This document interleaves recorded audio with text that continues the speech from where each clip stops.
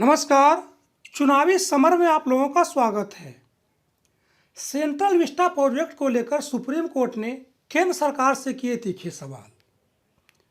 जी हां, जैसा कि हम जानते हैं कि कोरोना काल के दौरान मोदी सरकार ने जनता के तकलीफों को ध्यान देने से ज़्यादा सेंट्रल विस्टा प्रोजेक्ट पर ध्यान दिया, जिसकी वजह से विपक्ष ने कई बार मोदी सरकार की आलोचना भी की।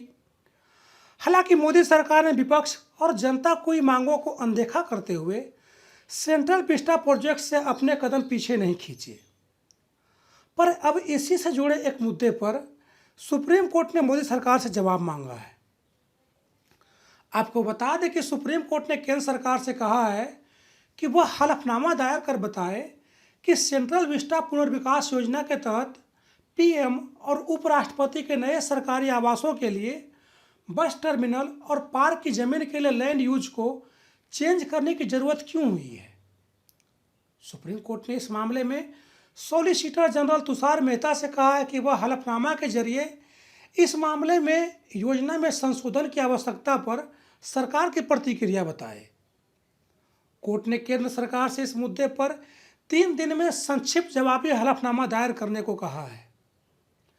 दरअसल सेंट्रल विस्टा प्रोजेक्ट में राष्ट्रपति भवन से लेकर इंडिया गेट तक नया निर्माण होगा और प्रधानमंत्री व उपराष्ट्रपति के आवास भी बनेंगे। इसके अलावा केंद्रीय सचिवालय भी बनेगा और संसद की नई इमारत का निर्माण 2022 तक पूरा होना है। नई संसद में 900 से 1200 सांसदों के बैठने की व्यवस्था होगी। बाकी चीज़ों का निर्माण 2024 तक पूरा होने की उम्मीद है। यह पूरी परियोजना करीब 3 किलोमीटर क्षेत्र में होगी। वैसे सुप्रीम कोर्ट ने सुनवाई को 24 अक्टूबर तक के लिए टाल दी है। याचिकाकर्ता ने कहा कि प्रस्तावित संशोधन व लैंड यूज में बदलाव राइट टू लाइफ की अवहेलना करती है। याचिका में कहा गया है कि लैंड यूज में बदलाव से दिल्ली के लोगों व भारतीय नागरिकों को हरे भरे जगह से महरूम करेगा। याचिका के अनुसार जीवन के अधिकार में स्वस्थ जीवन और आनंदमयी जीवन का अधिकार है। वैसे 5 जनवरी 2021 को सुप्रीम कोर्ट से सेंट्रल विस्टा प्रोजेक्ट को हरी झंडी मिल गई थी।